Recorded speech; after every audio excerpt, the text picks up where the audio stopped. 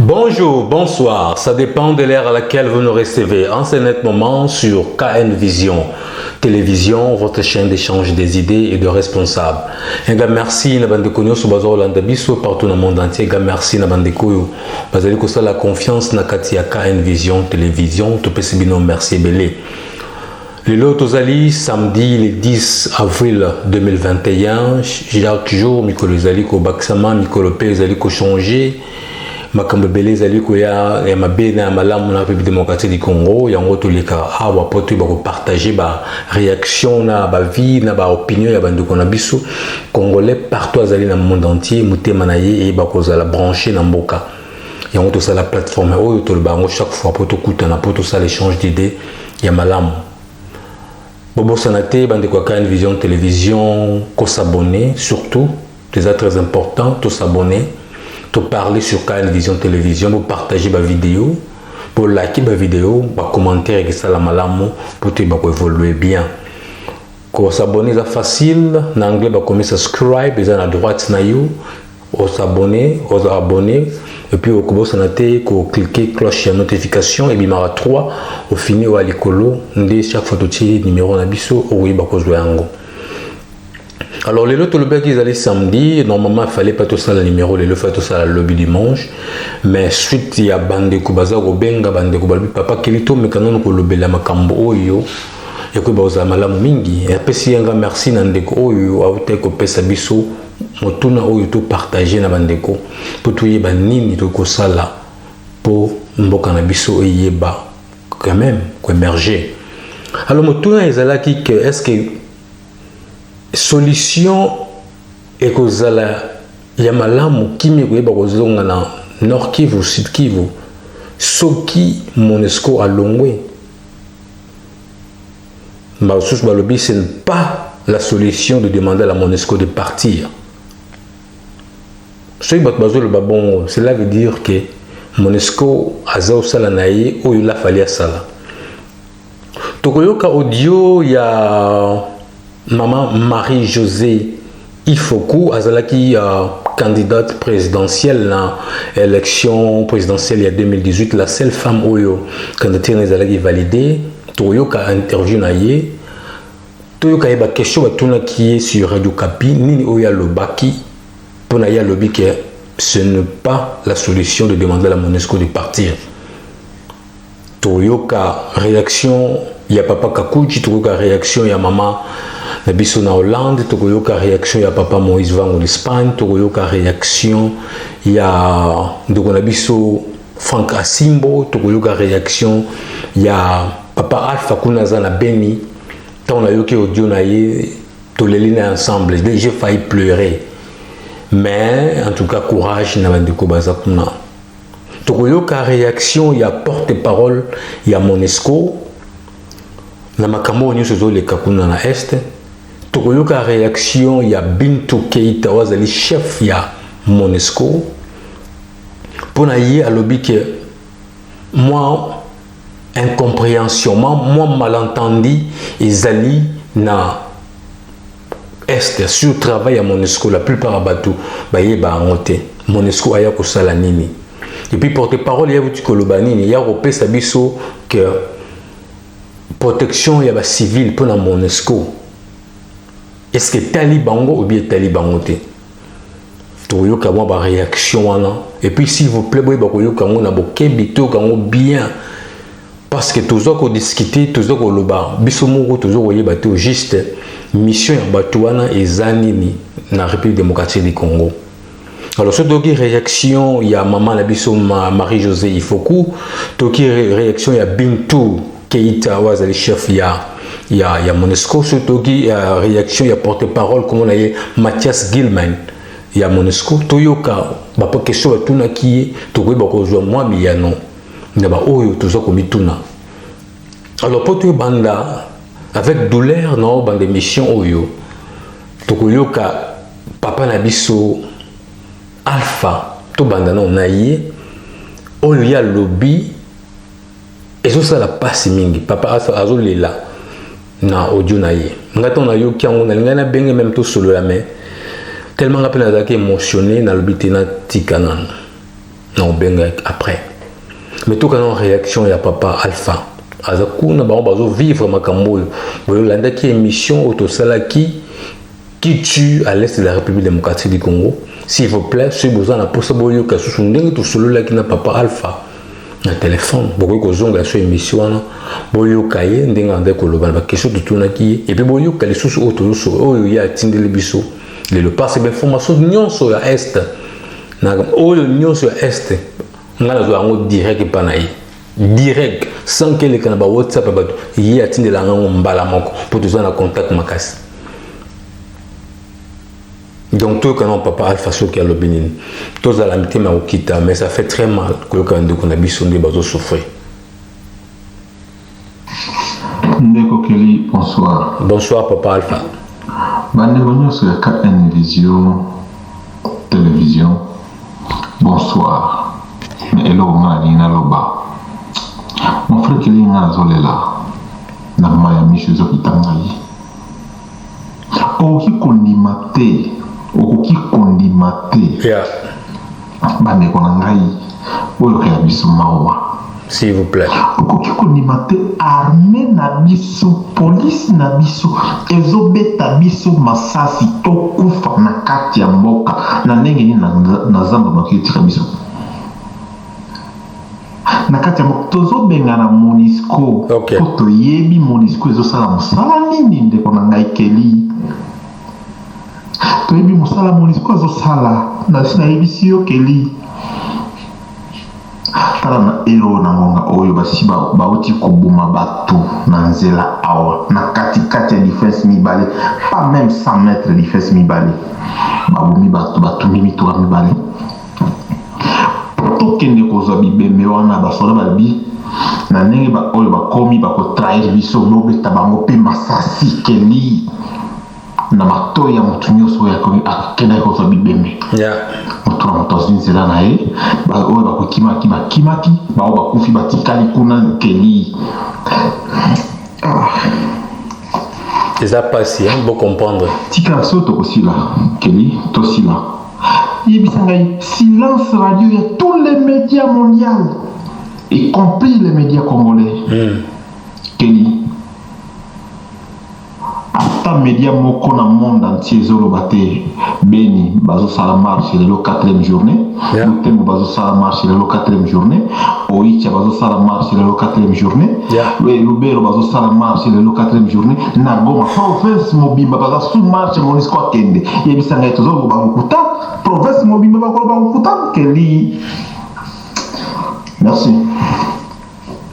soki bakolinga kosalisa biso soki Congo eza biso nyonso Kelly tozoloba na cause ya Congo mobimba eza cause ya bato ya Nord Kivu te eza cause ya Congo mobimba mon frère eza cause ya Congo mobimba Kelly bandeko ya KN Vision Télévision boyeba ke MONUSCO azolia mbongo combien un militaire ya MONUSCO bazo $4,500 par mois un militaire congolais azozwa $100 par mois nani akobonela moninga Kelly yebisa ngai siko moto oyo azozwa $100 azobeta ndeko na ye masasi akufa pour mutu oyo azozwa $4,500 azwa $4,500 ye azwa $100 est-ce que tozomaître est-ce que tozokanisa est-ce que tozotala ndeko na ngai Kelly ok merci so bokosalisa biso so bosalisa biso te tokosila biso nyonso ya mikolo oyo tosinye kokufa ya mikolo oyo tosinye kokufa mais MONUSCO akodégage na mboka na biso ndeko na nga Kelly na regrete mingi na peuple congolais oyo bazolizwa mbongo po bateka makila ya bacongolais bazolinga mbongo po bateka makila ya bacongolais balia mbongo po congolais akufa balia kaka me tokokufa me tokosila te tokokufa me tokosila te Un grand merci, courage, papa Alpha, on est ensemble. Yo moi bien solo la connaît ensemble. En tout cas, vous comprenez l'émotion. Mais tout ça le baboué. Donc tout solo là, papa Alpha chaque fois. Donc c'est vraiment pas si mingi. Les gens bandé comme sous ba mon kaka na ba réseaux sociaux. Mais ngala zala na ba na chaque fois na contact papa Alpha de solo là, on est vraiment mingi. Donc dire auto bozo ka to tenga kombo na bon parce que tout ça vraiment connecté. Donc ça passe. Ils ont passé vraiment membre du Canada Est, la République démocratique du Congo. En tout cas, tout le Belacarbe, même RTNC, gouvernement, le Belo côté, kuna membre de politique, na bango ba osala, koué la poste na bango. Union sacrée jusqu'à présent sollicite aux amatés, mais biso toza la part na biso, tout continue toujours koloba. Nzamba koyo que la biso peut-être des solutions et que ba kozwama na oyo biso to osala.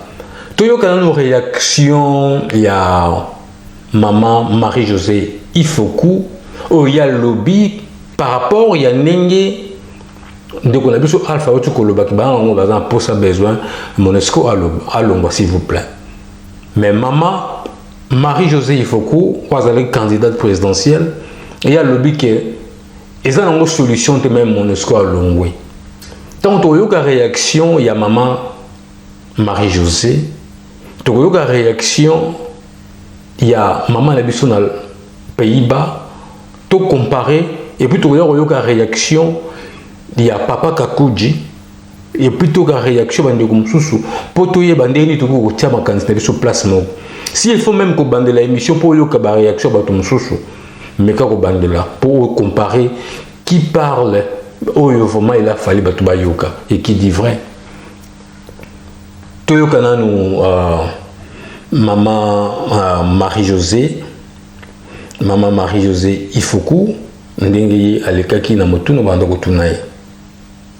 Madame Marie-Josée Ifoku, bonjour. Et bonjour, monsieur Pelé. Vous êtes très certainement au courant de la situation qui prévaut dans l'est du pays, particulièrement à Butembo et à Beni, où des groupes de pression s'entraînent depuis quelques jours à travers les réseaux sociaux et même à travers des manifestations. Ils s'entraînent donc aux agences des Nations Unies, à la MONUSCO et de façon générale aux humanitaires, demandant leur départ du pays. Comment réagissez-vous? Je pense que le peuple de Beni, de Butembo, en a marre. C'est un ras-le-bol. En fin de compte, je crois que nous tous, nous assistons de manière impuissante à ce qui se passe à l'est du pays. Et donc, je présume que ces jeunes-là se sont levés pour dire, ça suffit comme nous on le dit, pour qui m'a pas à moi de réagir en tant que maire responsable. Je pense que ce n'est pas de la solution de demander à la MONUSCO de partir. Nous avons des responsables, nous avons plusieurs personnes qui sont ici à Kinshasa, comme on a entendu le président de l'Assemblée nationale le dénoncer. Nous savons que les coupables sont ailleurs. Donc, pointer un seul organisme, c'est un peu dommage.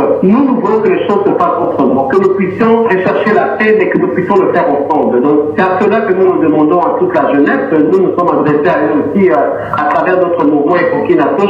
Nous envoyons des messages pour dire que demander à la MONUSCO de partir n'est pas nécessairement pour nous la solution. Il faut... Voilà, KN Vision Télévision, on a beaucoup de maman Marie-Josée Ifoku à Otukoloba. Alors, beza nango teke solution ce qui lelo Monesco accueilli que kimia et koya kozonga na est République démocratique du Congo. Mais koyoka oyo ndeko na biso Alpha te koloba. Na koyoka oyo ndenge maman Marie-Josée Lobi qui dit vrai. Toyoka na nos réaction ya maman na biso na Pays-Bas, na Londres et pardon na Hollande toyoka na soki ya lobi nini. Bonsoir, Yakeli de Konangai. Bonsoir, maman, bonsoir. En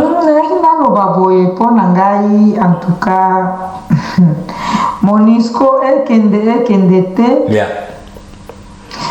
Solution moko malamu to ekozoma te soki biso moko bakongomani, bakongolaise, tolingani te toza bomoko te. Ok. Il fallait toyeba ke eloko tozowela eza eloko moko inutile. Ezakaka koye tribalisme ndizo bumabiso tribalisme oyo azaki ngandi o azaki ngandi totika biloko wana. Okay. Tribalisme kukomisa biso na eloko moko te soki MONUSCO azo profiter na kati ya faiblesse na biso moko ya. Okay. faiblesse na biso moko ezotika Monisco ou bien bato ya libanda bazoprofite na ndenge nini. Par exemple fati baka na monde entier toza na babikolo différent.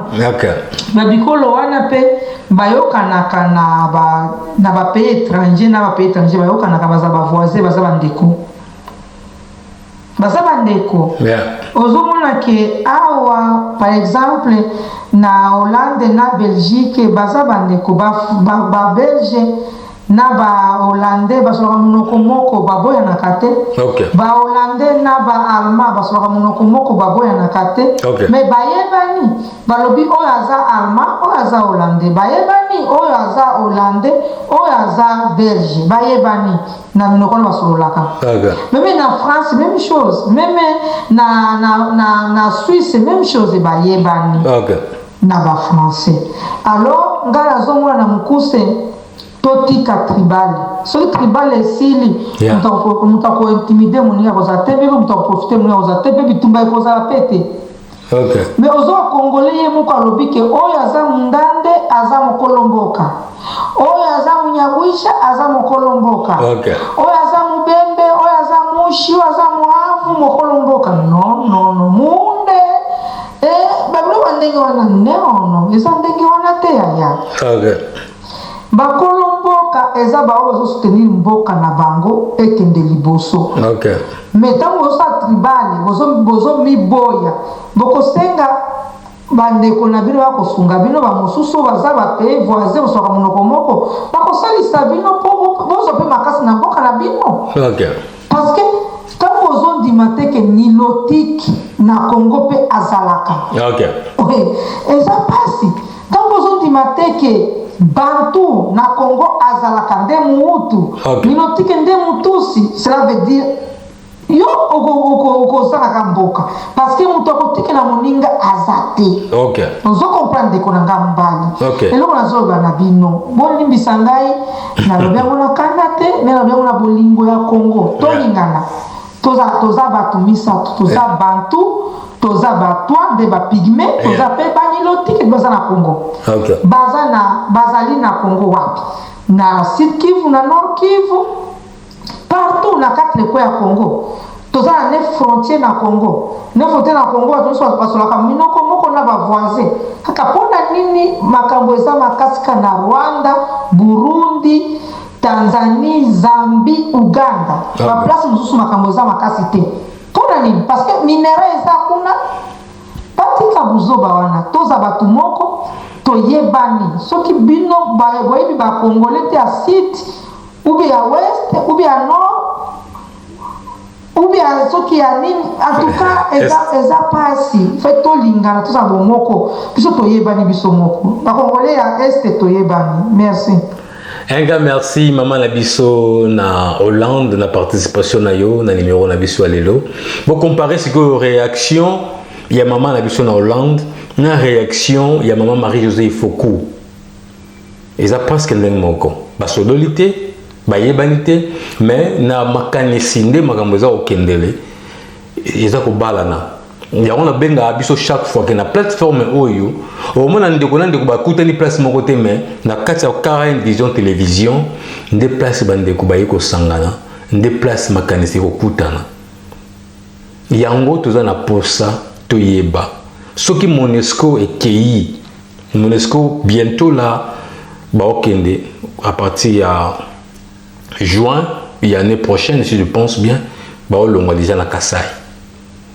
Est-ce que na STP ba opesa bango suswane mususu balongwa ou bien zandengeli to évoluer siko to yoka réaction ya papa Frank Asimbo na Johannesburg na fait décide soki ya le benini na motuna oyo tozo ko lobelelo est-ce que soki Monesco akei solution ko ba ko zwama na makambo ezo lekana Est République démocratique du Congo to kangon papa Frank Asimbo. Bonjour Papa Kelly, bonjour Nalibota. Bonjour Papa Franck. Balandi à télévision KN. Papa Kelly, je crois que Makamousous tout le baka na Bosembo, street. Ok. Avant de répondre à la question, tu as d'abord le rôle ni au Monisco à ça que jouer na nani. Ok. Na Congo. Ok. Ce que tu as le rôle il y a ça que jouer ndishiko tukuzoa piste ya solution. Ok. Ata soki ezake MONUSCO soki babengani MONUSCO na Congo kimia ekoya te mais tokoyeba d'abord ye MONUSCO asalaka nini na Congo. Ok. Combien de fois basi bakangi bamituka ya MONUSCO na minduki o bazali kokende koravitaye barebele. Combien de fois basi bakangi yango même dernièrement toyokaki tolandaki yango mituka ya MONUSCO bakangi yango na ba uniforme ya basoda bakangi yango na minduki o bazali kokende yo en tant que MONUSCO c'est clair toza na ntina ya MONUSCO na Congo te ata soki nde donc kimia ekozala kimia vraiment ya nani ya durable te mais bazali kojouer role ya mabe MONUSCO ezosala eloko nini na Congo donc bakanga yango na minduki ekende koravitaka barebele wana nde eza kutu question ya kotuna papa na ngai no bakende na bango non. Voilà, bandeko à KN Vision, là c'est pili na réaction, il y a papa Franck Kassimbo, bon comprendre à chaque fois dans le bac, il y a des émotions, mon toutou a un souci en Boganaï. On ne peut pas tolérer que chaque fois, beaucoup de fois, MONUSCO, bazo le bas, n'est papa au tuyau, le faut que tu y aies le connu au MONUSCO, à Salarana, République démocratique du Congo. Tout ça toujours, il y a coulé des missions, tu n'as pas pour boyeba. Toujours la réaction, il y a papa Kakuji, dans New York, États-Unis, et puis tu vois, réaction, il y a porte-parole Mathias Gilman. Il y a porte-parole, il y a MONUSCO. Il y a Azoloba et l'Okonini Oyo Bango, Basalaka, la République démocratique du Congo. Donc tout est ni bango regardé, bah il y a l'Okonini au Bango Bazaro Sala. Toyoka. Mais tout en entendant, avant de évoluer, tout dans nos réactions, il y a papa Kakuji, ce qui y a Azoloba. Bonjour Kelly, bonjour KN Vision Télévision et bonjour papa. À tous. Kelly, on dit qu'on apprend l'histoire pour préparer l'avenir. Ok. Alors le comble avec nous, c'est quand on n'a pas le respect de l'histoire. Ok. Quand j'ai dit nous, c'est-à-dire l'homme noir. Ok. L'homme noir en général. Yeah. Si nous étions des hommes normaux, aucun pays africain ne serait membre des Nations Unies. Ok. L'ONU n'est pas pour nous. Pourquoi refuse-t-il de nous donner les sièges au Conseil de sécurité? Parce que c'est là où toutes les décisions sont prises. Ok. Donc les autres décident pour nous. Ils nous prennent pour des enfants, politiquement et intellectuellement. Ok. L'Afrique n'est pas représentée au Conseil de sécurité. Donc on n'existe pas. Ok. C'est pourquoi les massacres de Beni n'est pas résolu. Ok. Il n'y a pas de différence entre les massacres de Beni et les massacres d'Hiroshima, de Nagasaki, les massacres d'Irak, d'Afghanistan, du Vietnam, de l'Irak, de la Syrie ou de la Libye. Il n'y a pas de différence. Ok. Mais aucune décision n'est prise parce que nous ne sommes pas représentés. Alors, pour répondre à votre question, oui. Si la MONUSCO part aujourd'hui, le lendemain, nous aurons la paix à l'Est. Ok. La mission de la MONUSCO, c'est de promouvoir les désordres dans le Congo. Ah, ok. La mission de l'ONU, c'est de promouvoir l'hégémonie de l'homme blanc sur la planète Terre. Ok. L'ONU est une organisation criminelle. Ok. C'est une organisation de contrebande de mercantilistes. Ok. Tous les pays qui se disent souverains ne les acceptent pas chez eux. C'est-à-dire des missions bidons comme c'est celle de la MONUSCO. Ils refusent. Raison pour laquelle ils étaient vachement bombardés en Irak, chassés en Iran, expulsés même militaires en Corée du Nord. Une force d'interposition proprement dite ne peut pas se placer à l'intérieur d'un pays qui protège. Non. La sentinelle d'une maison, il reste à l'extérieur de la maison. Non, à l'intérieur, mais pas à l'intérieur de la maison. Ok.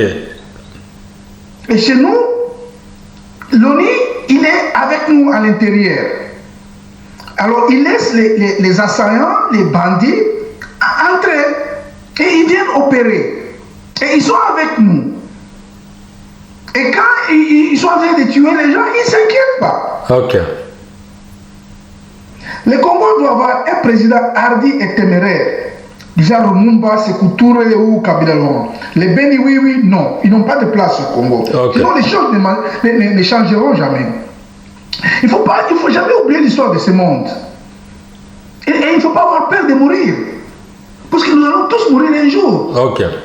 Alors, qu'est-ce que nous préparons? Qu'est-ce que nous laissons à ceux qui viennent après nous? Parce que nous allons mourir. Qu'on le veuille ou pas, on va mourir.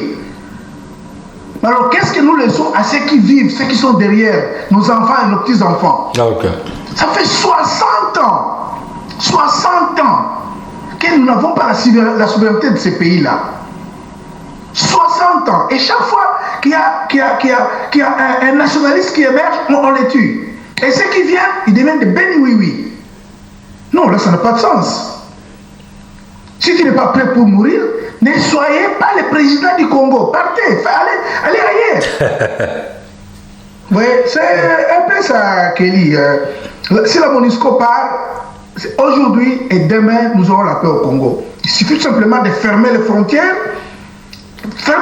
de l'Est pendant 6 mois et tirer tous ceux qui entrent, que ce soit les animaux, que ce soit les hommes, tous ceux qui entrent illégalement, on tire dessus comme les Américains font avec leurs frontières avec la Mexique. Et là, nous aurons la paix. C'est un peu ça. Merci beaucoup, Kelly. Bye bye. Un grand merci, Papa Kakouji, na New York, États-Unis, la participation à Yoboki, réaction de Papa Kakouji. Alors, ce que tu as dit, Papa Kakouji a eu Koloba, d'une observation que tout l'émission bien, tu as étape par étape. Tu as une réaction, il y a Papa Kakouji.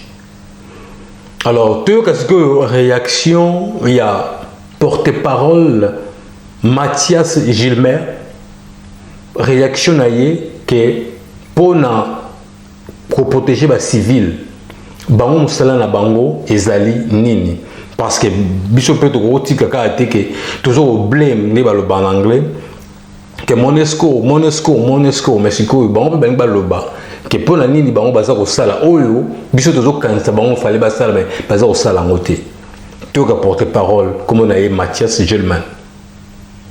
Mathias Gilman, dites-nous, qu'est-ce que la MONUSCO entend par protection des civils? La protection des civils, au Congo comme dans tous les autres pays du monde, c'est une responsabilité qui incombe en premier lieu aux autorités congolaises. Okay. Il y a parfois l'idée ici au Congo que les casques bleus sont ici pour protéger la population. C'est évidemment l'un de nos buts, mais protéger la population, ça veut dire donner les moyens aux autorités congolaises de protéger la population. Donc il y a 2 axes vraiment sur la protection des civils. Il y a la protection des civils qui sont sous menace directe.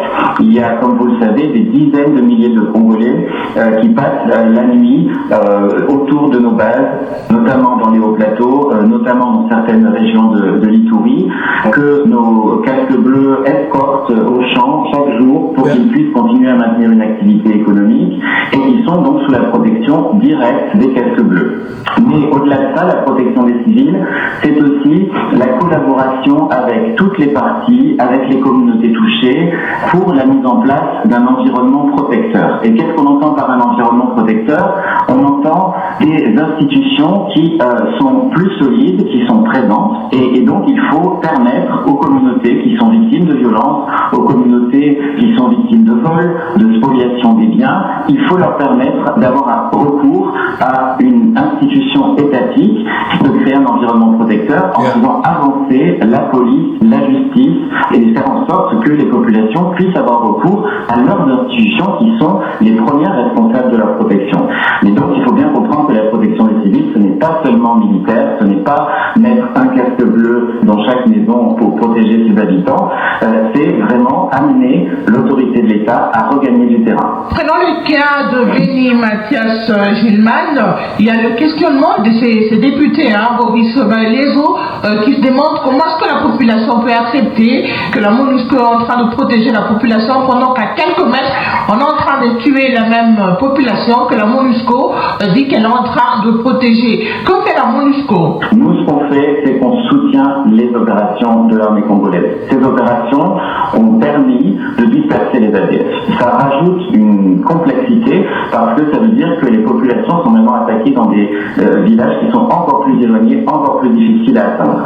Donc nous, ce qu'on fait, c'est d'un côté, comme je vous disais, la protection directe autant que possible, dans la limite de nos moyens, en déployant les bases temporaires. On en a déployé à Tchadi, on en a déployé donc dans le territoire du Goumou, on en a à Kibia. Et donc c'est vraiment avoir les casques bleus au plus près des populations qui sont attaquées. Est-ce qu'on arrive à chaque fois à empêcher les attaques? Évidemment que non. Il y a encore beaucoup de travail à faire, mais nous sommes derrière l'armée congolaise qui est engagée en ce moment dans des opérations très difficiles où ils perdent des hommes presque tous les jours. Et dans le même temps, on essaye aussi de faire en sorte que l'armée congolaise bénéficie du soutien dont elle a le plus besoin, qui est le soutien logistique. Et c'est pourquoi nous avons commencé à construire des bases. Nous allons construire au moins 5 dans ces zones-là pour que les FARDC puissent s'établir de manière solide, de manière pérenne. Ce n'est pas par des opérations coup de poing qu'on se débarrasse des groupes armés, c'est lorsque nous avons des autorités qui sont établies, qui sont là de manière pérenne et qui permettent ensuite de construire la confiance aussi avec la population. Et c'est lorsque la population aura confiance dans ces institutions, et on y travaille tous les jours, que nous pourrons à ce moment-là obtenir des avancées plus significatives dans ces régions. Mathias Gilman, en cas d'attaque, la MONUSCO ne peut pas intervenir directement avant l'intervention des FARDC. Si, absolument. Nous avons des mécanismes d'alerte qui fonctionnent parfois et qui parfois ne fonctionnent pas. On doit toujours travailler pour faire en sorte d'être encore plus efficace. Mais il y a de nombreuses attaques qui sont repoussées et évidemment, si les casques bleus sont sur place et que la population est attaquée, c'est leur devoir d'intervenir et c'est leur mandat. Les opérations qui visent à déloger les ADF et à les neutraliser, c'est effectivement l'armée congolaise qui est en première ligne et nous sommes en soutien. Mais il est évident que nous devons, et nous le faisons, intervenir quand nous sommes confrontés à une menace directe sur les populations. Voilà, bande koyaka, une vision télévision, boyo qui porte parole Mathias Gilman, oyo ya MONUSCO nenga lobi, musala na bango. Bango bazawa na pour nous soutenir, ko tia soutien, ko renforcer l'armée. Mais c'est quitte à notre armée base à la liboso na premier plan, ya ko sala musala oyo bango fallait basala. Alors c'est quitte à nous maintenant, tozwa audio oyo, tozwa audio ya papa et pardon ya maman Marie-Josée, il faut coup comme ça to balancer en gros toyoka, toye basko na niveau ma osala musala na été. Alors qui boyoki koyoka ndenge mo alobi ke armée na biso baza ko perdre bato belé. Mais bango baza ko tiaka poids pour yoka jamais que soldat mo ka MONUSCO kufaki. Pour bango baza na ciment. Bango baza ko aider armée congolaise. Voilà ndenge bango balobi. Alors toyoka papa Moïse Vango comme ça to yoka sikoyo Bintou Keïta wazali chef ya MONUSCO ya lobi ke ezaba mal entendu na compréhension. Cela veut dire que gouverneur oyo baza côté wana il a fallu passer un message na population que ba mission ya MONUSCO tellement population ba mission ya MONUSCO te yango wana baza koloba ke MONUSCO azosala boy azosala boy ndenge ya lobi donc incompréhension ezali na est pour bayebi eloko oyo MONUSCO asalaka te to kana papa Moïse Vango n'Espagne comme ça to koya koyoka extrême qui ya Bintou Keïta to kana papa Moïse Vango soki a lobi nini. Bonjour et basalam et belé, bambote belé, na bande wakane vision, na bandi message autozuango toza déjà na 5h du matin pour to bimamouke, donc to la to moni message donc harmonie en crise. Ba vous eza un peu cassé, bon. OK. Pour surtout bibi déjà tangue zaraté pour to za bloqué na ba kam to sala sala. Boyi bilaka ba via ba réalité ba konto. Malgré samedi mais faut bima problème mutuna botuni biso bandeko na biso bambote belé toujours Moïse Vango d'Espagne to pesi longo na mingi na Nzambe d'abord mutuna etuna mi eza kitoko mingi bref ya mutuna on eza boye na l'histoire ba conflit mingi esalamaka bato bafinansaka yango mingi bazalaka baobi national na baobi international. Première solution. Deuxième ezali ba multinational. Troisième ezali ba organisme nationale comme internationale. 4 mes alliés, voie diplomatique, c'est-à-dire Batunyo Souana Bakotsaka, Bambonga Lokuta, Bamindoki. Pourquoi? Pour contrôler la peine Bangote. Ngana Sala marche en 2011, na benga organisme international, soutenir Ngabayaka, Sango, jésuite, so jésuite. Jésuite, bien. Tant sali marche et bandi. Moko bina marche pour la nabi marche pour soutenir Tshisekedi. Alors bananga visa via bananga Tshisekedi ajuite mutajuiza zalaki Kabila aju groupe na nyoso mundele. Groupe na nyoso bazongi na bango. Binanga mutapola a gagné que les Kabila. Alors binanga bazana organisme na est on a toujours boyeboy. Omoni donc batebele bazana Congo kuna bazana bango sima ya lokuta na koboma bato ba kosa kosa. Pour soutenir MONUSCO na Nations Unies na bakende po bazami ibi boyibi Kagame na Uganda po koma président ya Rwanda bato baidaka ezalaka organisme moko onje moko munene komba onje na busani meza munene e bana uza minduki na Kenya na kombo na mosuke ye ti Uganda ba pesa na Kagame ba onje nyonso wana penga munaka na masa munene mwana mwasi akena esta Congo akwe musala na onje na bangwara maseni wasala kuna bini awo yao na mboko yo bagomo yo na kanye mbongo ze bele awo oloba te do ba onje kaka wana donc to soutenir longo ambassadeur ya Italia kufa ikuna akena ko aider batanzala bon pona kena ko aider na bando note na pama musupe pamba kana ikamino na minduki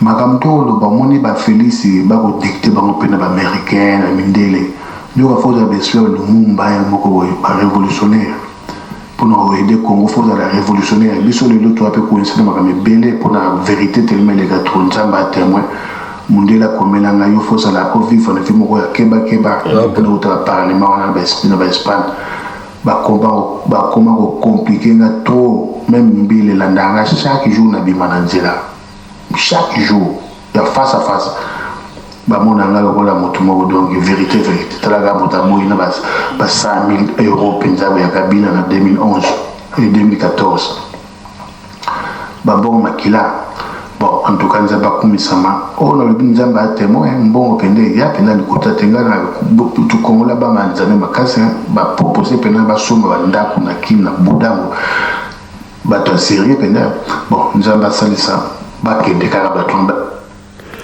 Un grand merci, Papa Moïse Vango, l'Espagne, tous allons toujours, mais vraiment la sujet, et que bon, ça là, madame Mengi, Papa Moïse, pour que pas comprendre, et le connaît, tous allons colobéler là. Je sais que vraiment merci, Nabino Bandeko. Tous allez, non, s'il vous plaît. Na auto, tu connais audio, il y a Bandeko, Nabisonio, sur Oyo. Tolinga, pour tout ce qui ça, na audio, il y a Bintou Keita, le chef à MONUSCO. Toyoka, il y a lobby. Par rapport à Makambo et Kakuna, parce qu'il y a sur le terrain, à Monique non, na olia yoki que bakbaotan le livre mon côté, bakbazan la page mon côté, population no gouvernement dans la page mon côté. Donc il y a ça là que moi complication, moins incompréhension, moins malentendu entre mission et MONUSCO, na au gouvernement na biso fallait ba yibisa population. Toyo kanano Bintou Keita, comme ça tu vas aussi ça émission surtout kanano Bintou Keita. Madame Bintou Keita, bonjour. Bonjour. Vous êtes à la fin d'une tournée dans les 3 provinces de l'Est. Quel est d'abord le constat que vous avez par rapport à toutes les préoccupations que vos interlocuteurs ont pu vous donner? Tout d'abord, cette tournée à l'Est était liée à 2 objectifs majeurs. Le premier, c'est que je me disais, vu que nous avons une très grande partie de la mission MONUSCO basée à l'Est du Congo, il fallait faire en sorte que le personnel de la MONUSCO voie immédiatement que c'était important important pour moi de aussi être en présence directe dans l'environnement où ils travaillent. Le deuxième objectif, c'est que parmi les priorités du mandat de la MONUSCO, il y a la protection des civils, le renforcement des institutions de l'État et il y a la stabilisation. Donc, vu que j'arrive et que je dois comprendre les dynamiques, c'était important pour moi de rencontrer les gouverneurs, l'Assemblée, pour les écouter de manière à pouvoir tracer une direction pour la manière dont nous allons mettre en œuvre le mandat de la MONUSCO, pour travailler sur une amélioration, parce que ça, ce sont les choses que j'ai comprises. Il y a beaucoup de malentendus, d'incompréhension sur le travail des hommes et des femmes de la MONUSCO, et je pense qu'il y a un travail important pour qu'on ait une communication qui permette à la population de comprendre notre façon de travailler en accompagnant le pays dans ses déclinaisons au niveau central, provincial et local. Et ça, donc, stratégie de communication, on va avoir besoin de vous autres. C'est que même lorsque les communautés savent qu'ils sont protégés près des bases de la MONUSCO, ils ont cette soif de dire, même si vous faites des routes qui nous désenclavent, même si vous avez des infrastructures ou d'autres choses, vous n'avez pas de projet de stabilisation. Je veux éviter d'utiliser les jargons, parce que si je parle à tout un chacun, différentes personnes vont comprendre différentes choses par stabilisation. Mais un poste de police, un centre de santé, si on appelle ça la stabilisation, tant mieux. Donc, ils disent, on est au courant de tout ça, même la sécurisation des routes. Lorsque la MONUSCO accompagne l'armée et qu'ils arrivent à chasser les groupes armés, il faut que les populations puissent sentir que, voilà, ils ont ce sentiment de sécurité qui est matérialisé par l'autorité nationale qui est présente avec les forces de sécurité, qui se comporte d'une manière où la population dit, voilà, nous avons nos propres autorités qui nous défendent. On ne soit pas dans une logique où tout doit être apporté par la MONUSCO. Il y a par exemple le DDR communautaire. Est-ce que ça peut apporter la solution ou bien... Là aussi, pareil, je voudrais éviter de rentrer dans... Voilà, bandeko ya KN Vision Télévision, tout le monde vraiment makambo yutunga tuyoka biango wana. Tozui ndena banda o lobana debi, tozui réaction, il y a maman Marie-Josée Ifoku, toujours réaction, il y a Mathias Gilman, toujours réaction, il y a Bintou Keita, tout tient ensemble. Est-ce que ceux qui m'ont esco accueilli, solution que vous avez qui m'a dit est, tout que vous avez est. Voilà un peu de KN Vision Télévision, tout le cas qui est là pour tout partager au wana, tout que la vie, il y a bande de konabiso, ils ont ça la passe mingi. Le téléphone n'a pas comme vraiment batterie comme un flat pour tellement appelé les kébélés moyen pour ma route ça l'autre mesate pour notre yo comme un boni ni wezo ko le cas dans bokana biso tout ce qui a pour na lelo bande kwa KN Vision Télévision petit kala malamu so za na motuna na yo tuna yango to ba partager yango na bandeko petit kala malamu dina lobby to kuta na prochainement numéro msusu bye bye.